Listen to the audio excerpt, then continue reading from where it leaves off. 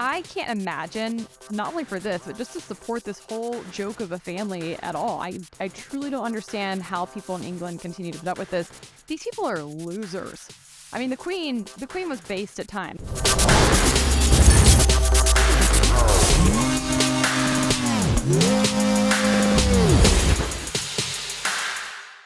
Hey guys, welcome back to the Base Politics Podcast. I'm Hannah Cox. This is Brad Polumbo. This week, censorship at the King's coronation, a writer's strike shuts down Hollywood, yoga pants, and government thermostat Karens. Let's jump in. All right, well, let's jump to our first topic, which is, of course, the King's coronation across the pond in London. They just had the coronation for King Charles III. Obviously, this is after the passing of the Queen.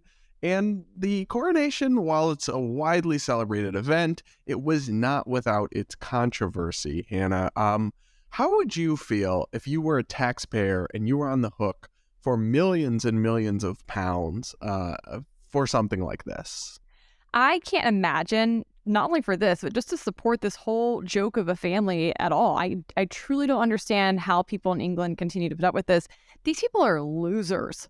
I mean, the Queen was based at times. Like, she, I think of all of them, was the most likable, and I guess you could kind of understand like the value that she gave to the country. I think she was very patriotic, but her offspring are a hot mess and they have messy lives. And I don't know why. What is the point in spending millions of dollars to have these people fly around on private jets and lecture you about climate change and wear designer clothes? I don't get it at all.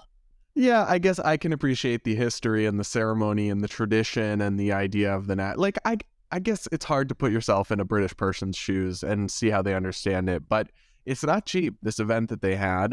We've got the Manchester Evening News here. The coronation of King Charles III is set to cost many millions of pounds, and the bill will largely be footed by UK taxpayers, although some of it is funded through property fees from property that is owned by the royal family.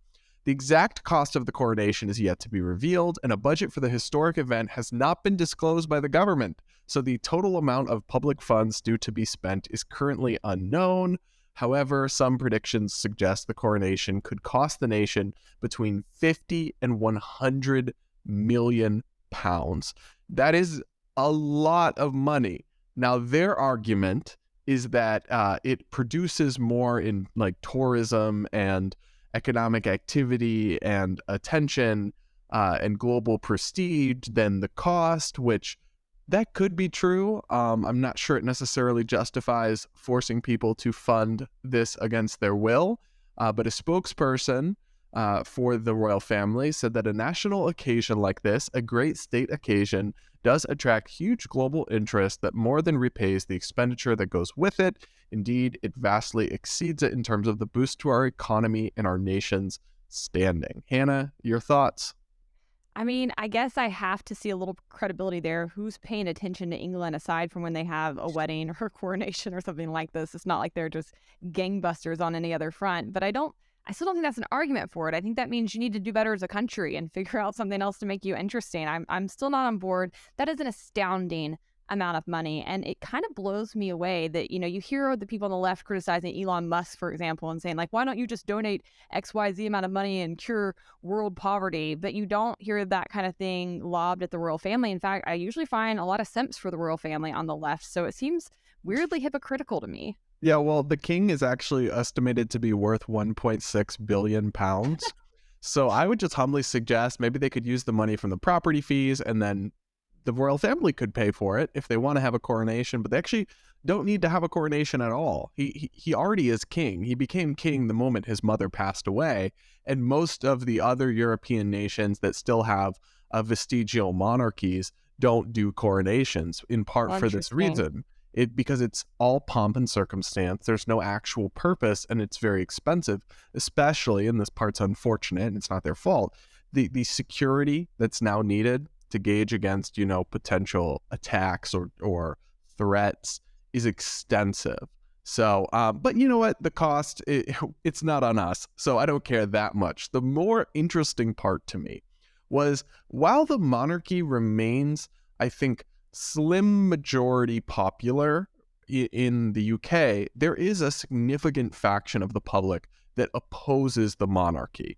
that the anti-royalists, and you're not talking about like 5%, right? You're talking about a sizable chunk of the country, and they wanted to have their voices heard during this event, and some of them were arrested. The leaders of Oh. these protests were arrested. Take a listen or a watch to this video clip from the New York Times.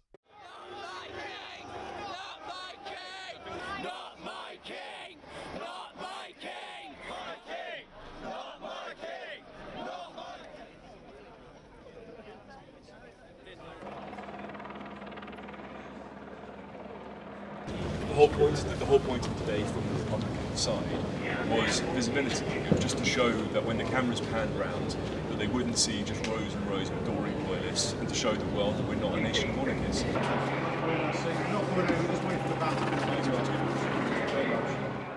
Yeah, so 6 members of the leadership of a group called Republic, which opposes the monarchy, were arrested. And at first I was like, okay, are they, because I don't, you see protests sometimes where people cross the line. They block traffic, they commit violence, they start destroying property, but it really doesn't appear that that was the case here. So here's some reporting from CNN that the London police are expressing regret over the arrests of anti-monarchy protesters during the coronation. The Met said it, which is the Metropolitan Police, said it made the arrests on Saturday based on the new and highly controversial Public Order Act, which came into effect when King Charles III signed it last week. The royal assent is a formality, but its timing just days before the coronation raised eyebrows. The new law gives police powers to take stronger action against people engaging in peaceful demonstrations. It criminalizes some long-standing protest tactics, such as locking on or physically attaching oneself to things like buildings or roads, which, side note, fair enough, you don't have a right to block the road. However, it also gives police the power to shut down protests before any disruption even occurs. And that's what they did here. Apparently, they were seeking to prevent them from disrupting because they thought they might do something that crosses the line of peaceful protest. And now the police, they haven't apologized for the arrest, but they said that they regret it. And Graham Smith, the head of Republic, who you heard from in that video, said that 3 Met police officers visited his home on Monday to apologize and return the items that were confiscated from him during the arrest. So it's all sus to me. I mean, so one thing to know before we even get wholly into this is that Britain is no friend of free speech. The difference is in our free speech protections and England's, which you would think would be pretty much on par, are vastly different. They do not uphold free speech there. They do not have a First Amendment, and it is a whole new ball game when you are operating under their laws. It actually is quite dystopian, the state of free speech in England, and that should scare you because it's pretty clear that without a First Amendment right, that's where America would be too. These are Western first world countries. So I'm not that surprised at this. I think it's really odd the cops did that and then came back and apologized, but my guess is that they did these protesters and their movement a huge favor because one of the fastest ways to actually achieve political change is through nonviolent civil disobedience. And when you see somebody being persecuted for basically speaking up in a peaceful way against something that is unjust in their books and being persecuted for speaking up, that is actually quite compelling to the public. Martin Luther King Jr. called it the power of undeserved suffering. So I think they probably did not end up looking so good in the media over there or over here and decided to backtrack off this a little bit, but too little. I mean, we wouldn't be talking about it if they hadn't arrested these protesters. It would have gone on without a hitch. But they literally, I mean, the British police are just arresting people for expressing opinions they don't like at inconvenient timings. It is dystopian. It is completely antithetical to a free society, and it is having the complete opposite of the effect that they attended. But they're really not hiding the ball because the Met Police, from their official Twitter account, literally tweeted out before the event, "Our tolerance for any disruption, whether through protest or otherwise, will be low. We will deal robustly with anyone intent on undermining this celebration." That's kind of crazy because, well, you don't have a right to like physically disrupt it or anything. any free citizen of a country has a right to protest or try to undermine in the court of public opinion the actions of its government. And the coronation is a state event paid for in part by taxpayers. And they have every right to protest their government, make it clear they don't support this system of government. And the police are literally like, yeah, if you try, we will robustly deal with you. And so they did. They arrested those 6 people and set an example. But it's not a great look when you're trying to say, yeah, we have a monarchy, but it's totally not like authoritarian or powerful or anything. It's just a symbol. We're still a democratic, free society. Well, you're kind of undercutting that argument when you also arrest anti-monarchy protesters. That's exactly right. And I think it really is example number 5001 about how the government operates like a mob. These are a bunch of thugs. They are basically seizing your money, forcing you to pay for these people's lifestyle, forcing them to pay for the ceremony, and then arresting you if you speak out against it. I mean, it gives North Korea vibes, right? I think the only difference is North Korea would force you to show up for this kind of thing and pretend to be in support of it. But it's one step away. And it really should not be happening. Again, in a first world Western country that claims to be democratic, I think is disgusting and abhorrent. And I think it's one reason that you and I go so ham on free speech issues and won't give an inch on this front or any of the basics of the liberties covered under the Bill of Rights. Because if you give an inch, you quickly get to a mile out, and this is what it looks like. And it's just a disaster. And it means that it makes it very difficult to actually achieve political change in a peaceful way. If you prevent people from peacefully participating in their systems, you will eventually get violence. People will eventually riot. They will eventually form actual organizations to come and try to overthrow governments. We know what happens historically.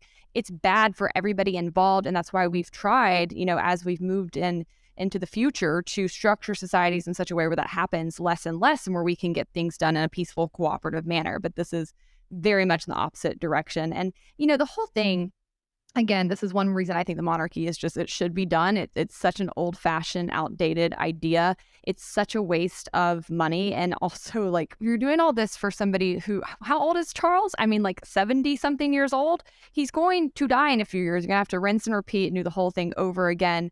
I don't know if you saw the images, Brad, they put out of the official photos of Charles and Camilla, like in their actual dress robes and crowns. No, I didn't. It looked like cosplay. It looked absolutely ridiculous that we're still doing this in this day and era. So I'm definitely on the side of the protesters, both on, just a principled stand for free speech, but also in their cause. I think that monarchies are just not where it's at anymore. I mean, I'm against this idea, and I suppose it's a little bit complicated, but this idea of inheriting, or like, what's the right word? Like hereditary rule. The idea that you should inherit a position of power or prestige simply by your birth, not through any virtue or attributes or anything, seems just wrong to me. It seems like a perverse way to structure a society. Now, I do acknowledge that we do that in other ways, right? Like you inherit just by virtue of your birth, large amounts of money, some people do. Or by virtue of your birth on one side of an imaginary line versus another, you have rights and privileges as a U.S. citizen that you wouldn't get if you were, 10 miles across the border. Instead of Texas, you're in Mexico. Your life would be totally different for something incredibly arbitrary that's a happenstance of circumstance. But to do that at the highest levels of government and society seems to me just fundamentally unjust. And also, what's the positive? Or I mean, I understand there's some perhaps positive value associated with the royal family in terms of history and prestige, tradition, national unity, but doing it through just bloodlines and birth, it just seems like an immoral way to structure a society to me. Well, also, I'll just push back slightly. I mean, the royal family is a hot mess and has been for generations. You've got Nazis up in there. You've got likely child molesters with the whole Epstein thing tied up in this family. They've been a problem. You can date back into their very colonialist. Who's the Nazi? Who? What? The Queen's uncle, who was supposed to be king. Oh, yeah, this is deep. This is some deep history. But no, so Queen Elizabeth was not supposed to be queen. Her dad was not supposed to be king, but his brother abdicated. Abdicated. Yeah, the throne, and he and his wife that he like ran away and married. They were like very tied up with the Nazis. Yeah. really, really bad. So And this then Prince has been a Andrew is problem. sus, Prince right? Andrew is sus. That's who I was referring to, who's tied up with the Epstein stuff. Like, this family has been problematic, and I think that you're right that when you have people inheriting a ton of money and a ton of power based on their birth and nothing to do with merit or their values or their character, it is a recipe for disaster. So I would be furious if I lived in England. I'm so glad I don't.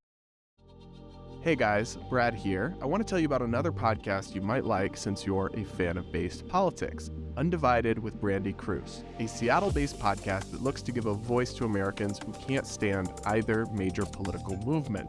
The show is a mix of commentary on key issues and in-depth interviews that challenge mainstream narratives on topics like race, gender, and criminal justice. The host, Brandy Cruz, is a longtime TV journalist who quit corporate media out of frustration for how the press was covering political violence carried out by the left in 2020. Find out how you can watch or listen to Undivided by visiting undividedpod.com. That's undividedpod.com. A link will be in the show notes. Speaking of people who don't like to base things on merit, I want to turn our attention to a current fight going down in Hollywood with the Writers Guild of America, which is one of the many unions that controls the entertainment industry. And they currently have gone on strike as of the past week. Let's roll this clip. A writer's strike appears to be written in the stars as a midnight deadline fast approaches for the WGA to reach a new deal with Hollywood studios. Entertainment Tonight co-host Kevin Frazier reports more than 11,000 writers of your favorite films and TV shows could walk off the job and onto the picket line as soon as tomorrow. It is a true Hollywood cliffhanger. Action! And the ending is still being written. Incredibly grateful that there are negotiators for both sides. Incredibly hopeful that they can come to an agreement. The first impact would be late night TV. All these shows could be off by tomorrow, plus the remaining episodes of Saturday Night Live. This week's scheduled host is Pete Davidson. As you know, the writer's strike might happen. Oh, that's right. So I've been working on this for like 2-3 months, and they're like, yeah, we'll know Monday. More than 11,000 writers are set to walk the picket line if no deal is reached with Hollywood producers. The main issue is streaming. 78% of households now subscribe to at least one streaming service, but the writers say those series pay less and have fewer episodes. 10 years ago, the WGA says a third of its TV writers worked at the minimum salary. It's now half. But studio producers say their budgets are already stretched, and they can't make a profit by paying more when revenues are falling.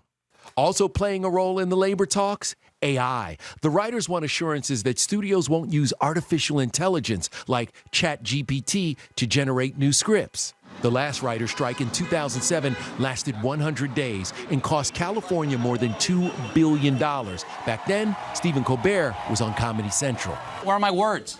We have no script, Stephen. Why not? The writers are on strike.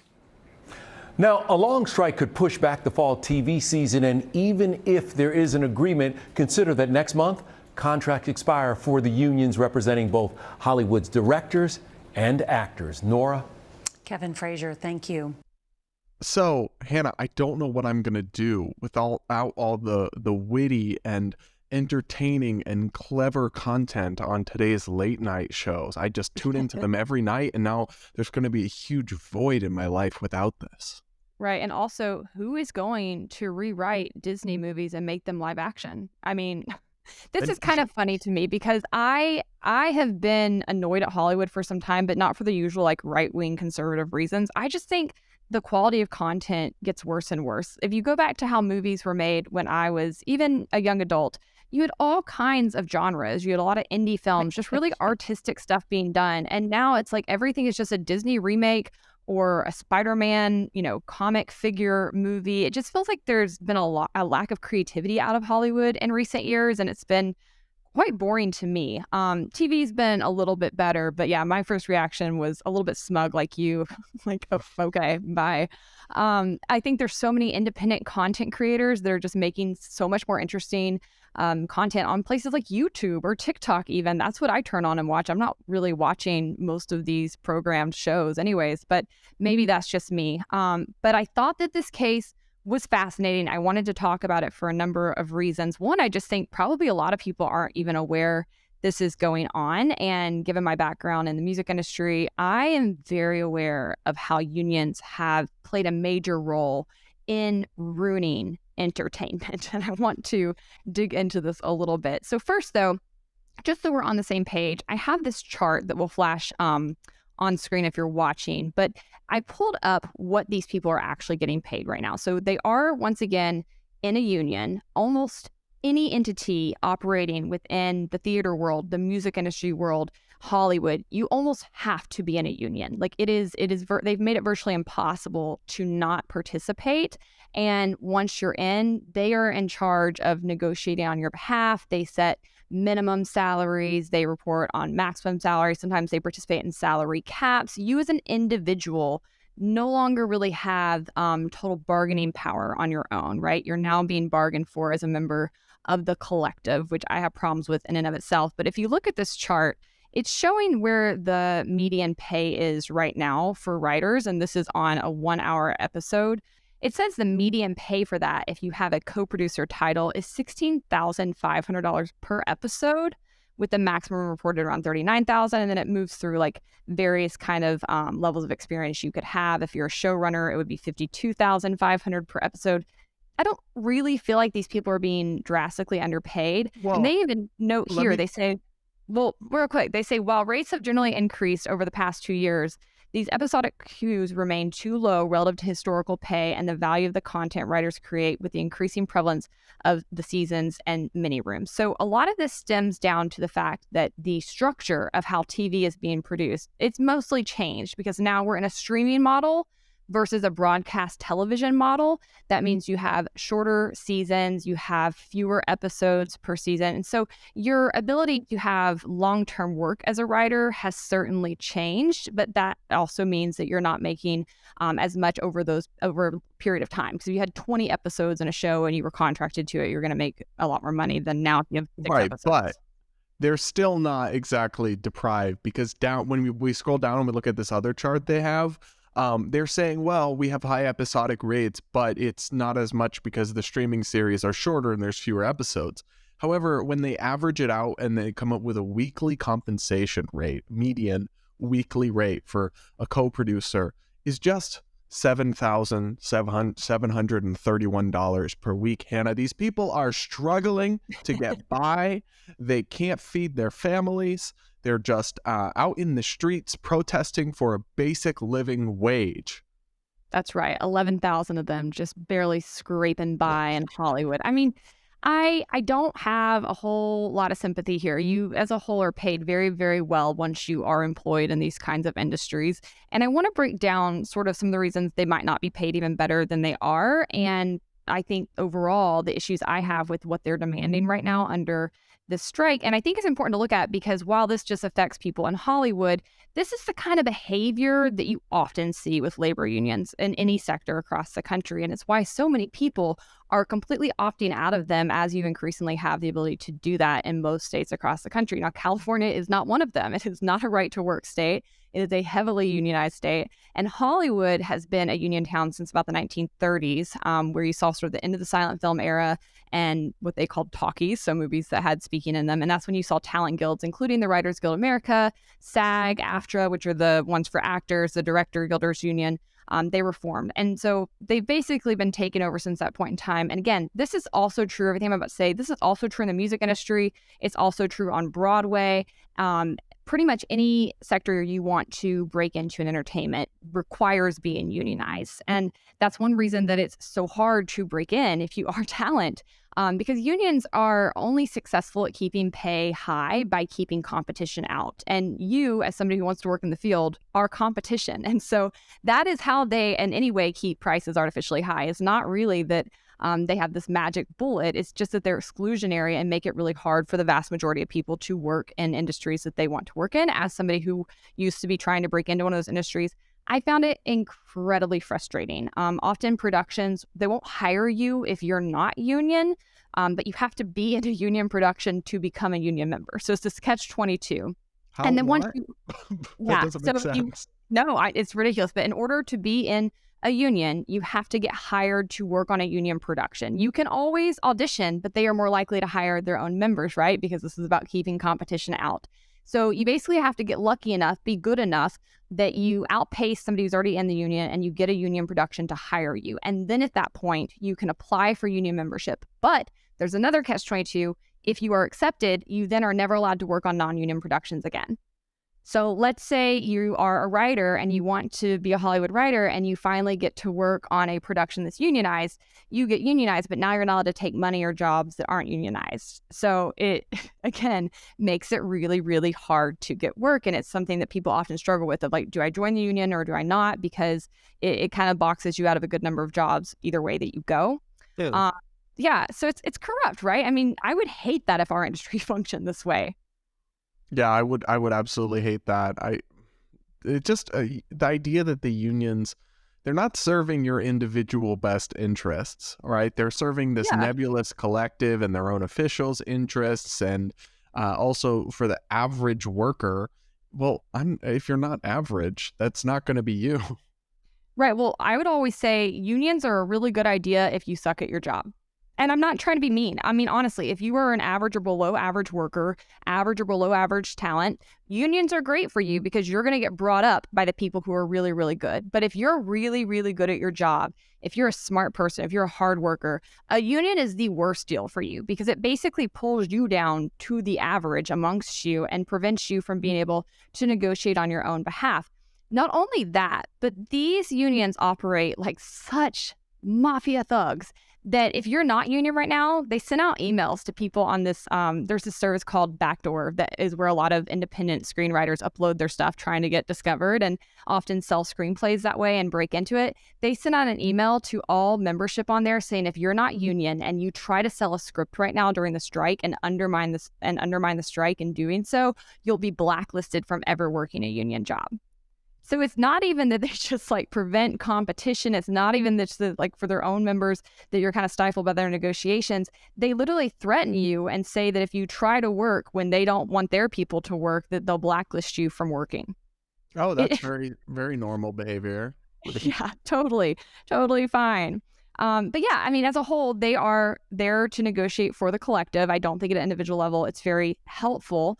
And I want to break down again the problems that they have with their pay scale. I think are really interesting and actually indicative of how unions stagnate progress. Because if you had a free market and TV and movies started moving towards streaming, writers on an individual level would be able to start negotiating pay on different scales, right? Instead of having to work on the old model. But because studios and production companies have to pay writers based on the formula that the Writers Guild of America puts out there, they're still getting paid in old ways, which would be you basically get hired to write a script and then maybe you get some residual income from it. Residual income would come like when you see a TV show go into syndication. So back in the day, Friends was a huge show. Those writers got paid a lot of money to write every episode for Friends. And then once Friends went off the air, it got picked up in syndication on TBS. So every time they aired an episode of the Friends show, those writers would get paid what's called a residual pay. And so you ended up making a lot more money over the lifetime of a show because of that. That's not really what we're seeing in streaming these days. Streaming, you have more of an initial burst and then a show sort of dissipates. So it has really changed how they get paid. But I don't think that would be such a big problem if unions hadn't baked in the old model and way of doing things. So I'm going to read you what they're basically asking for. They're explicitly trying to make freelance writing impossible right now. They want you to basically still get paid how you would have been paid when broadcast TV reigned, where you are locked in for a full season, 30 episodes, you have week in, week out guaranteed pay. They want it to go back to that, even though that's not the model anymore. It's like the book, Who Moved My Cheese? And instead of figuring out new ways of doing things, new ways to price things, they're just trying to insist that they can turn back the hands of time and pretend it's 20 years ago. So they said in their announcement, though we negotiated intent on making a fair deal and through your strike vote gave us the leverage to make some gains, the studio's responses to our proposals have been wholly insufficient given the existential crisis writers are facing. The company's behavior has created a gig economy inside a union workforce, and their immovable stance in this negotiation has betrayed a commitment to further devaluing the profession of writing. From their refusal to guarantee any level of weekly employment in episodic television to the creation of a day rate and comedy variety, to their stonewalling on free work for screenwriters and on AI for all writers, they have closed the door on their labor force and opened the door to writing as an entirely freelance profession. Oh no. No such deal could ever be contemplated by this membership. And this is typical. Unions hate gig work. They hate like, oh, a gig economy, the horror.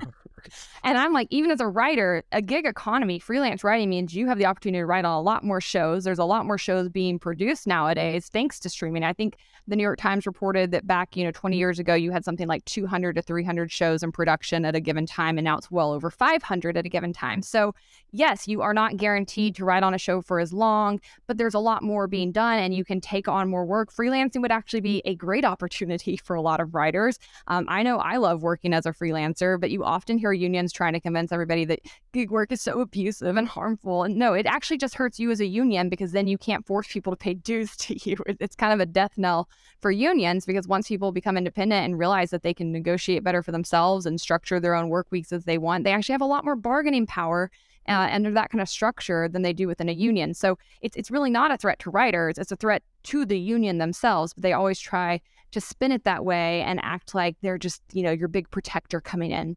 One other thing I'll note, the WGA is also asking for mandatory minimum staffing requirements for episodic television and demanding a guaranteed number of consecutive weeks for work of writers. They claim the staffing and length of employment demands were the primary sticking points in their negotiations. So this is akin to a union coming in and saying, we demand a 5-day, 8-hour work week. Nobody wants that anymore. We don't need that anymore. We can move forward into new ways of doing things and figure out how you should structure agreements. I mean, maybe writers should structure their agreements where you get more on the front end since residuals are going down under the new model. There's ways that you could approach this, but instead they're always thinking of things in a very anti-tech way, right? Instead of thinking, how can ChatGPT improve our craft, improve our processes? How can we integrate it and make ourselves more productive? They're saying ban technology, ban new tech, make sure that we have the old way of doing things guaranteed. And it's just a recipe for disaster. It slows down not only the individual's economic progress, but I think industries as a whole, right? You don't see them innovate as quickly as you would otherwise. I mean, think about it. Before the introduction of the automobile would have been vigorously opposed by the union. I don't know if there was one, but if there was, for horse buggy drivers, right? Yeah. It would have been an existential threat to their livelihood. But all of society is better off because of the vastly increased productivity and economic growth and everything from transitioning from horse-drawn carriages to automobiles. So they're always going to have a very narrow set of interests. They're also essentially arguing there for mandated inefficiency when they say like mandatory minimum staffing requirements for episodic television. Well, they're saying we're demanding that you hire more writers than you actually need to produce a show, because the producers are going to hire as many writers as they need without this mandatory minimum. If they can have fewer, they will because they don't need them. So you're essentially demanding inefficiency be ingrained into the system in the name of preserving an archaic system around certain special interests who benefit from the status quo. And that's unfortunately kind of what we often see from unions who have enough market share to do this kind of coercive bargaining. And it's always interesting to me because progressives hate monopolies on the business side, right? If there's a one, and they have, those don't occur very often in a free market, but when they do occur, it is true that they can be bad for customers and bad for workers if they have a monopoly. But a successful union where you're able to crush all scabs is essentially a monopsony, which is the inverse of a monopoly. It's just a monopoly on the supply side of labor. So, but that's what they want, and they don't see an inconsistency there at all. No, and what's interesting, if you look back at the history of strikes within these unions, they often do come about at the turn of new technology. And so this is something that you've seen in 2007 when streaming was first starting to come around. You saw it back in the 80s when broadcast TV was changing its formulation. It's kind of just interesting to me that, again, they always are just trying to fight progress, fight innovation, fight the hands of time. And it's quite silly because really things are getting better for workers. Innovation is good for workers. Conditions can improve rapidly, but you are trying to prevent that because you can't imagine another way of doing things. And I think it's just really not good for us as a society to have this kind of mentality. As they mentioned in that video, the last time the writers went on strike, it cost the city of LA about $2.1 billion. And that's because there's a lot of other industry that depends on the industry of Hollywood, right? You have car services, you have costume designers, you have pet trainers. You have all kinds of people who make their living based on the production of these TV shows and movies. And so when you have a strike happen, it can be pretty significant for many people who, had nothing to do with it and are punished anyways because of these actions. And as they mentioned, both the directors and actors unions, their contracts are about to expire as well. And so they think that there actually could be 3 unions on strike in the very near future, which who even knows what kind of economic impact that would make. But I think as a whole, the point of striking is supposed to be to get public sympathy for what you're going through. And I just don't think they're going to get it. A lot of these streaming companies, they're trying to paint them as these like greedy, multi-billion-dollar companies. A lot of them have been losing money. Similar to Uber and Lyft, they had a lot of angel investors who were interested in seeing them get off the ground and basically subsidize them for some time. But we're seeing a lot of cutbacks. Disney's been laying people off. Warner Brothers just announced a bunch of layoffs. Netflix has been really pulling in their purse strings. A lot of them have not been profitable yet.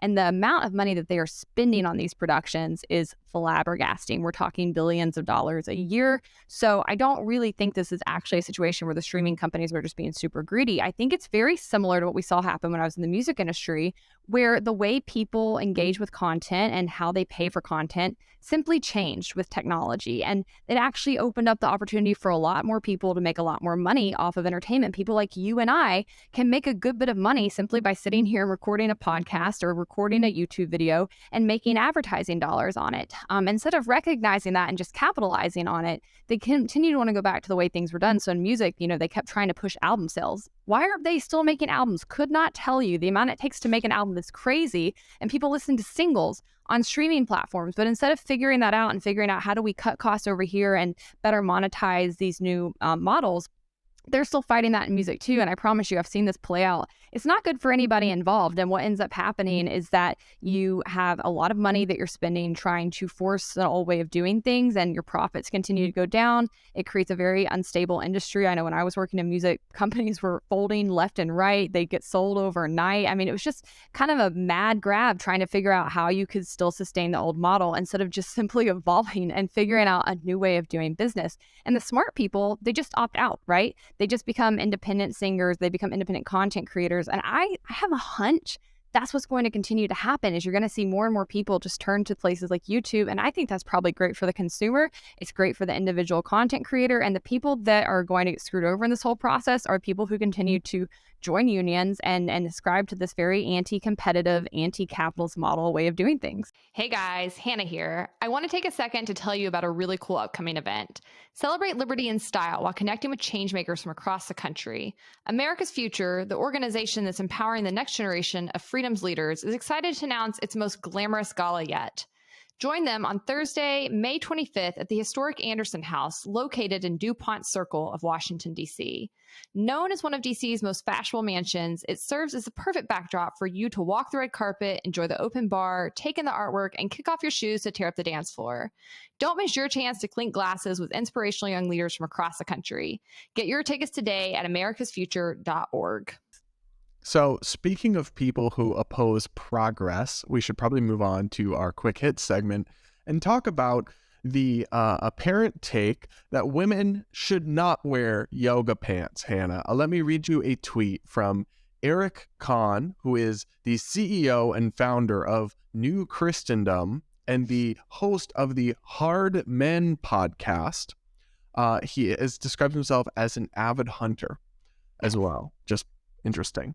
And he's put out this tweet that's received 4.8 million views on Twitter because people had some thoughts about it.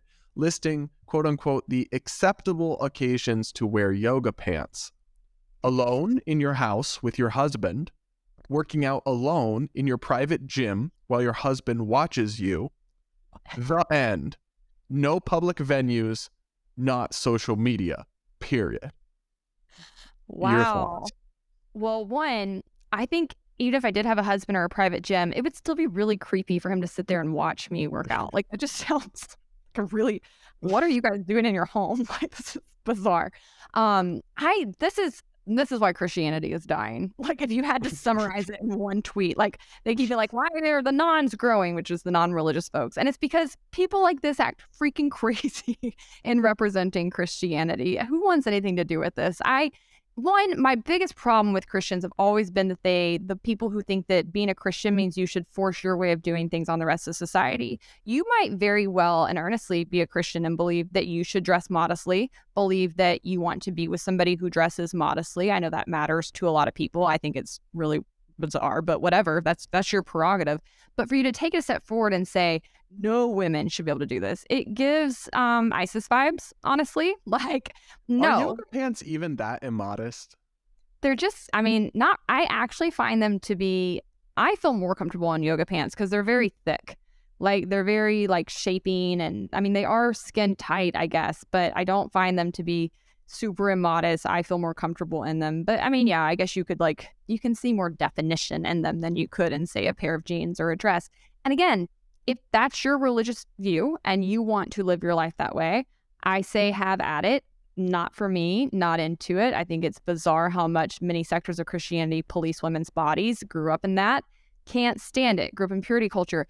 Think it had massive implications for people my age in society that were hugely problematic. I know it gave a lot of women eating disorders. It made a lot of women feel like they deserved abuse or assault that they withstood, because you're basically taught, like, if you're dressing immodestly, you're the cause of a man falling. When actually the Bible verse says, if the way a woman is dressed causes you to sin, pluck your eye out. But they don't ever emphasize that part. Like, you should pluck your eye out actually as the man, not try to police women's bodies. You're the pervert. You're the weirdo that can't control your urges. So yeah, it's like they can't handle. They're too tempted if they see a woman in yoga pants out at the grocery store. Like, sir, maybe avert your eyes. I don't know. How do you go to a beach? Like, they it's a think lot you more should, scandalous than yoga pants. instead of saying maybe I'm a sexual pervert and I need to deal with it because I can't control my urges if I see a woman not fully dressed in a head to toe robe, like, that makes you a creep. Instead of recognizing and dealing with that, they rather force all women to cover up so that they can go enjoy the beach. No. If that's how you are, you need to remove yourself from society and go get a therapist. Like, it's not normal to be that turned on by somebody in yoga pants. Like, it's it's really not. And I have questions about what's going on in your marriage. If you're this, turned on by somebody in yoga pants, like, I feel like the sex is not going so good inside the bedroom, because it shouldn't be like that. Unless you're like a 12-year-old boy that just hit puberty. Like, that should not be like something that is causing. And what is she supposed to wear to the gym exactly? Like, you need to have form-fitting, flexible clothes that you can squat in, and yeah. She's not going to wear a dress to the squat rack. Like, it's tough, and it's a double standard. I actually had this happen to me at a YMCA a few years ago. I got in a fight with the YMCA in my parents' hometown, which brought my parents a lot of embarrassment, but I was not backing down. I went in the YMCA to work out. I just felt like a day passed, and I was wearing yoga pants, like high-waisted ones, like up above my belly button, and I was wearing a sports bra. So like maybe this much stomach showing, right? And I'm working out on like a treadmill for, 30 minutes or so, and all of a sudden this male and female employee come and approach me, and they're like telling me to take out my headphones. I'm like, what? And they say, do you have a shirt you can put on? And I was like, excuse me? And they said, yeah, we have a policy where, like, you have to be wearing a shirt. And I'm like, I am wearing a shirt. It's called a sports bra. Like, what? And they basically were saying that I had to put on a shirt or I couldn't be there. And I was like, great, then you'll be giving me my money back. And they were astounded that I was like pushing back on this. I was like, then you'll be giving me a refund. There's men with shirts cut all the way down their sides with their whole chest hanging out, tons of skin, sweating all over the benches we want to use. Like, you don't have a problem with that, but I can't show 2 inches of my stomach. So I made them give me a refund. And as this was going on, my dad was actually there working out too. And he comes over and he's like, please just let me give you the money. Please just leave. Please just let me give you the money. I'm like, no, on principle, this YMCA will be giving me my money and I will be writing a better business review against them because this is sexist and ridiculous. And and I have never been back there since. So, But so you were just in a bra. I was in a sports bra, which is like, How is that different from a bra? I'm asking sports from total bra would ignorance. basically be like this top, just like spandex and cut off here. Like, it's not like you're in like a B cup Victoria's Secret bra. It's like high. It's usually doesn't have any cleavage. It goes down like this much beneath your boobs. So like, it's what you would work out in to be compressed and be able to sweat and like move and not like have your boobs flopping all over the place. Which is bad You're for you. describing an outfit significantly less revealing than your average bikini. Oh my God. Yeah. Like there was But you could nothing swim at the revealing. Y in the pool in a bikini. Exactly. I'm Made no confused. sense. And again, the men, you know how men do their workout shirts? Like they cut them all the way down the sides so that their whole like side hanging out. Yes, That's fine. But I do think there is a difference between a man being topless and a woman being topless.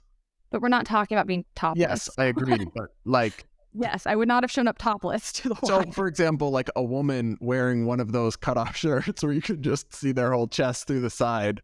Yeah. Might be a little inappropriate. Inappropriate. But again, like this was covering up all the private parts. And it's because the YMCA is a Christian organization. They apparently have Like dystopic barely rules. though. Like barely. I know.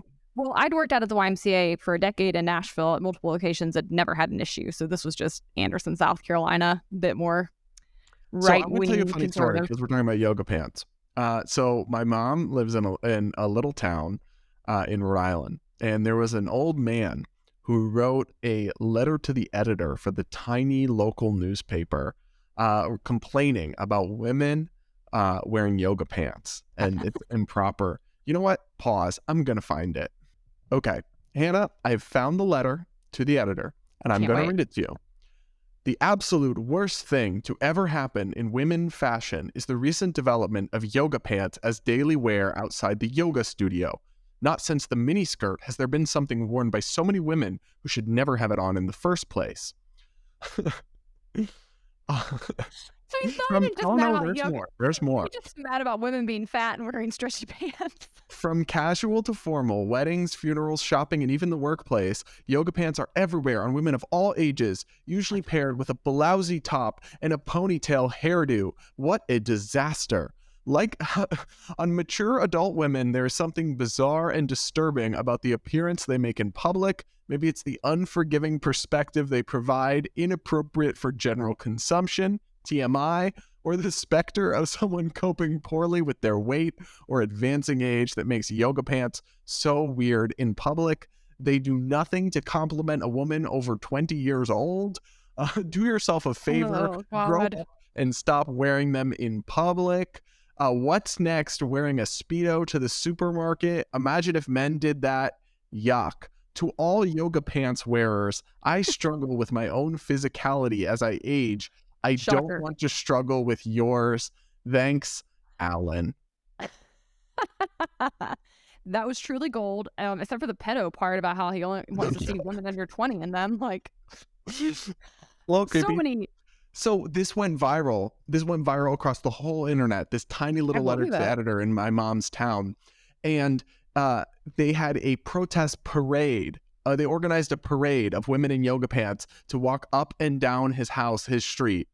How do they know where his house is? I don't know. But, I mean, it's a small town, and his full name is listed. First and last name is listed on the letter. Oh my gosh. I love that. I mean, there's so many tells in that letter. One, that you hate your own body and therefore cannot stand how anybody else could be comfortable in their own. Two, that you only think women under 20 should be in stretchy pants and are appealing.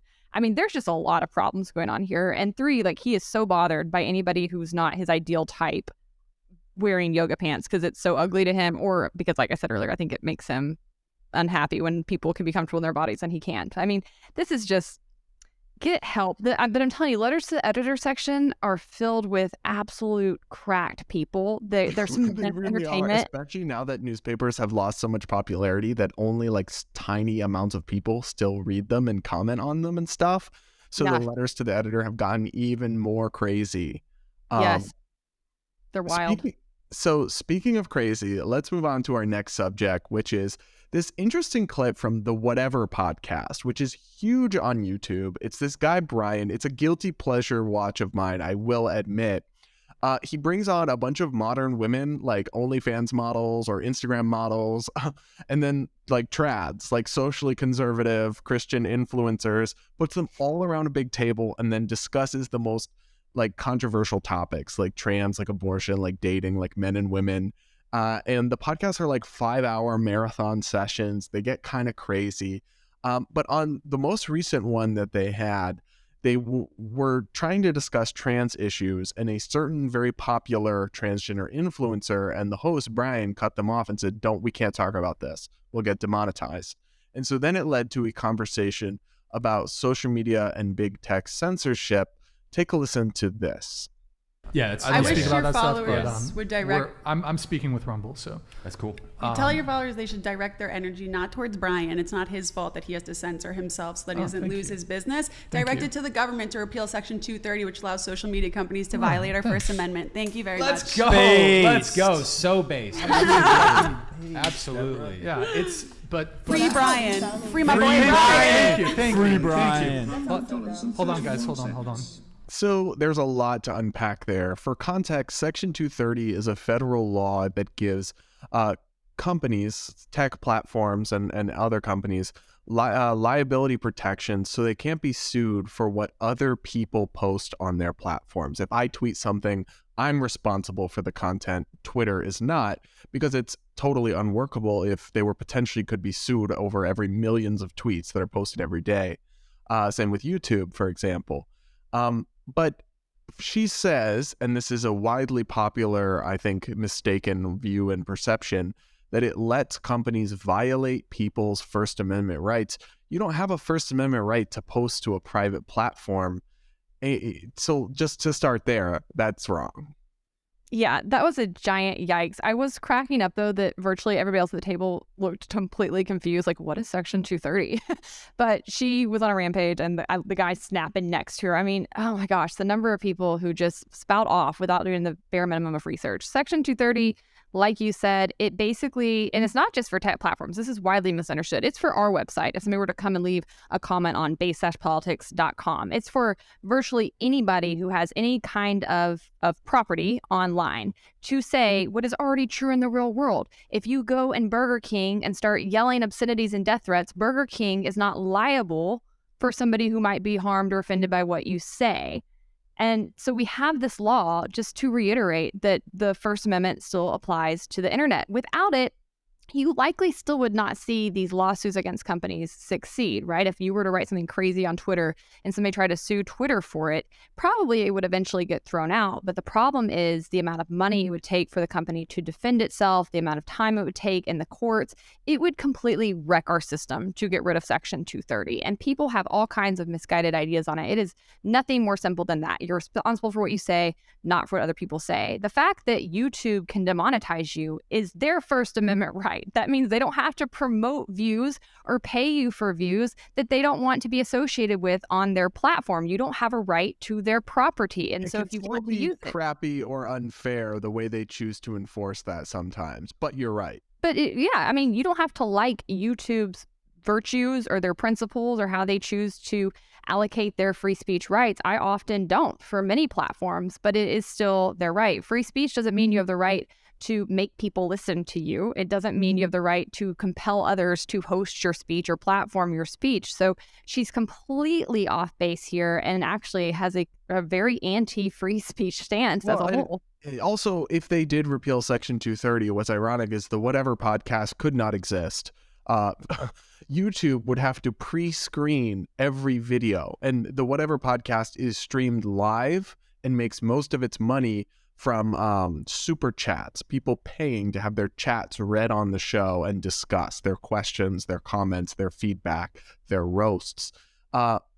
You wouldn't be able to stream live on YouTube if Section 230 was repealed, because they would need to pre-screen all content, which first off, they couldn't do. There's way too much of it. So they'd have to probably just restrict YouTube to like companies that they can work with, like Disney's allowed to upload or HBO's allowed to upload. And then they would have to, maybe companies like Daily Wire or but then they would have to pre-screen every video, get it approved by their legal department so they're not exposing themselves to possible lawsuits. So getting rid of Section 230 would lead to more censorship on these platforms, not less. If they're suddenly possibly responsible for everything people might say on their platform, they're going to have to engage in a lot more content moderation, not less. So I am sympathetic, especially as somebody who's been banned by tech platforms unfairly, to the frustration that people have with these platforms and the inconsistency and the bias and all of the enforcement issues. But the idea that you would get rid of Section 230 to own the companies, it strikes me as both misguided in principle, but also just incredibly short-sighted and almost guaranteed to be a massive self-own. Yeah, and this is why people who don't know what they're talking about should stay out of public policy, because you're often arguing for your own demise. This would ruin the internet if you got rid of Section 230, or even if you tweaked it. There's no positive to this. It's known as the law that built the internet.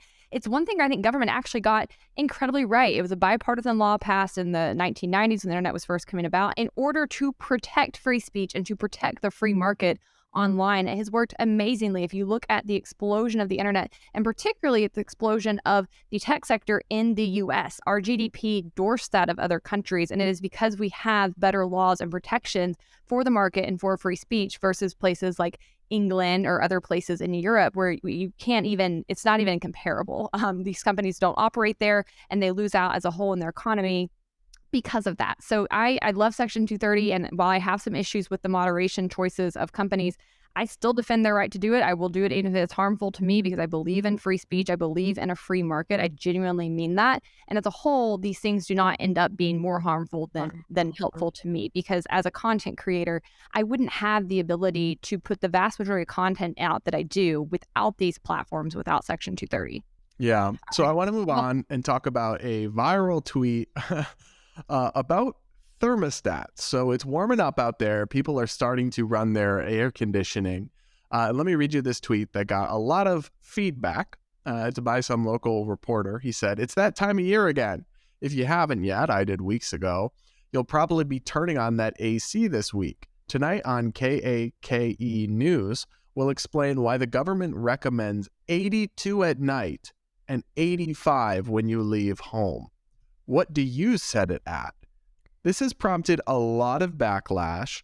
I did look up the actual government recommendations. I'll give them to you in a minute, but what's your initial reaction to this? I run very cold-blooded, so I tend to keep my temperature higher than most men would like, but I am nowhere close to this. I'm at like 72, 73. This is insanity. Who could sleep like that? I mean, you'd have to sleep butt naked on the floor with like a fan on you at all times. To sleep at 82 degrees in the evening? No. That sounds terrible. No. Yeah. So the Energy Star, this is from reporting from USA Today. Energy Star, a federal program run by the US EPA and the DOE, Department of Energy, said in a report that thermostats should be set at 78 degrees for optimum comfort and savings. 78 degrees when you're home, and then bump that number up to 85 degrees while you're out and 82 when sleeping. Sir, how could anyone sleep in 82 degrees? Who in the climate change, Greta Thunberg, EPA thinks that that is a realistic recommendation to give to Americans? I'm not trying to sweat through my sheets and have to wash them every night. That sounds miserable. 78 during the day? What? No, And that's... again, Yeah, I I might run as well cold. just lay in the sun outside all day. Like... It sounds like you're going to go on an episode of Survivor or something. And again, I run cold. So if I'm saying that's crazy, I can't even imagine how it would feel to be a man, because men run so much hotter. I can't imagine how it would be to be overweight, because people overweight run hotter too. Like, this would be absolute torture. And it is proof of what I always say, that the climate change agenda is about nothing more than making your life harder and more expensive and reducing your quality of life, all for things that will do absolutely nothing to impact the climate change on the grand scale of things. And it's nothing that anybody who's advocating for this actually lives out in principle. I've yet to meet one of these people who actually lives like they want us to This is live. for optimum comfort. That's absurd. I mean, That's I will say, absolutely I absurd. have met dads who would appreciate this, who are like, yes, I agree, because they don't want to pay for AC. They're cheap. What? I've You never know- met a man like that. Every man I know is trying to freeze me out. Seriously, I'm like, when I go home and visit my parents, my dad keeps it so cold. I'm like, please start a fire. Like, Well, your dad must not be much of a nickel and dimer because he was though. like the true, like, especially here in West Michigan, the Dutch are very frugal people. And so there's lots of Dutch dads who they don't turn up the heat that high in the winter. They don't turn up the AC. They open a window, like, because they don't want to spend money. There's a very spending averse mentality in some pockets of American life. And for me, it's like comfort is one of the things I'm willing to spend. Comfort, health, fitness. I don't want to waste money on lots of other things, but when it comes to those things, I make those a priority, so I don't feel too bad about spending them. Do you think that's somewhat because you all have milder like summers up there, like running the air conditioning isn't as necessary because it just doesn't get as hot? Because down here, I don't know any men playing around with it. Everybody's like, turn on the air. The only thing I've noticed is if you go into like foreign-owned businesses, a lot of them tend to be very hot when you go inside. But I think that's because most people don't have air conditioning, especially like throughout Europe. It's not a thing. They don't have it, which is just shocking to me.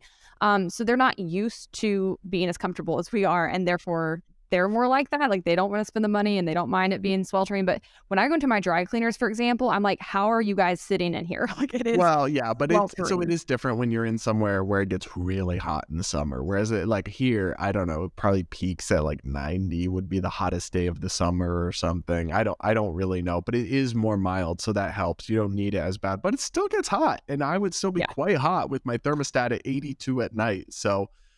As far as I'm concerned, these government bureaucrats can keep their opinions to themselves, and they can take my thermostat from my cold, dead hands. Yeah. Also, Phoenix would die. I have a wolf to air condition in my house. There's no way. He would actually pass out. He can't live in 82 degrees. That's like animal torture. All right, let's move on to our mailbag for the week. Up first, we have President-elect James H. He says, new to the channel, sus how many statements somehow ended with a question mark came across as lib-minded. I have no idea what he's talking about. Me either. What? Patrick says Disney we deserve smarter haters. Yes, part 1 million. Patrick says Disney have no legs in court and they know it. They had something no one else had. It was time to remove it. Sir, you're wrong. There's like 2,000 special districts in Florida, and they don't have a right to it, but they don't, as we discussed, they have a right to not be punished for their speech. So fact check, false on that one. Just do the bare minimum of research. I'm begging you. Julia Gordon says, I appreciate the nuance on this. I assume that's on the Disney debate. Secret says there is nothing wrong with the war on Disney. And I would say, sure, unless you care about that pesky Constitution. Yeah. Adam Pindler said, so you support what Disney stands for now, trannies, pedos, homos, and any other sexual deviant.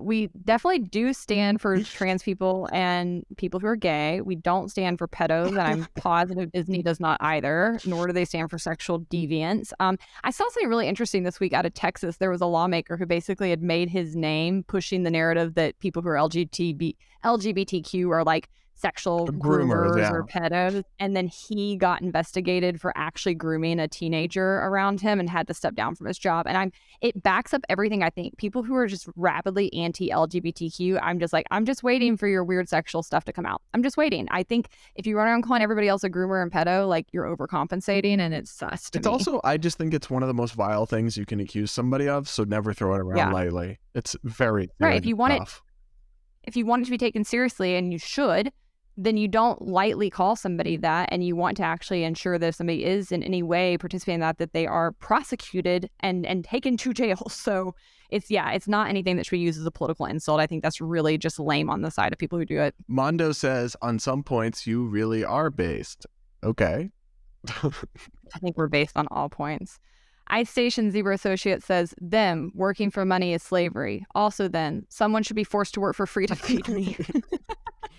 Fact. That's exactly it. Somebody gets it. Thor says aliens have already observed us and decided they don't want to make contact. I agree. I think that is the most likely outcome, actual truth to the UFO issue. Based on their part, I would opt out too. If I came down here and I saw the Whatever podcast, the trad men getting exposed as the actual predators, if I saw what's on TV, I saw people striking, I saw bombs going off, I saw all this chaos in this world, I'd be like, yeah, next planet. Yeah. Just keep it moving past this exit. Tim Smith said, DeSantis has lost my support over this. Interesting. Yeah. All right, Hannah, what's your hot take? All right, so you're not going to really be able to weigh in on this because you don't drink, but I have recently become a pretty big seltzer drinker. I used to drink a lot more wine, some bourbon, but for both health and weight reasons, and also because I don't really drink to get drunk. I don't really like being drunk. I've started drinking a lot more seltzers because they're very low carb, very low sugar, and they just don't have that much alcohol in them. But White Claw, White Claw was the first seltzer to ever hit the market, and I stand them because the way that they came about was by undermining government. Government had these like old blue law type things on the books that prevented these kinds of things from being sold in grocery stores, and they basically changed the way that you process the alcohol that's in White Claws to make it more processed like a beer, so that they could have this loophole to be sold in grocery stores. Created a whole new market. But I never thought they were that good. I think they've changed their formula. They've come from behind for me. And I've become a huge White Claw fan recently. And as of last week, I found a new flavor that just hit the market, peach, and it is to die for. So I'm ready to announce the winner. I've tried a lot of seltzers, but peach White Claw is the best seltzer on the market. That's your most white girl take. So I'll stick on the carbonated beverage front, and I'll say this. Dr. Pepper's gross. I don't know how people like Dr. Pepper. That stuff is nasty. I don't drink pop anymore, and I haven't since I was like in high school, but I used to love Dr. Pepper when I was a kid. Yeah, I don't know. I'm trying to remember what it tastes like now. I literally never. The only time I drink soda is if I have a really bad headache, a Coca-Cola. Do you know this? A Coca-Cola can cure a headache much faster than yeah. It's actually the caffeine, but maybe the cocaine too. All right, guys, that's a wrap. We hope you enjoyed the episode. Be sure to leave us a comment, leave us a review on Apple iTunes, and until next week, stay based.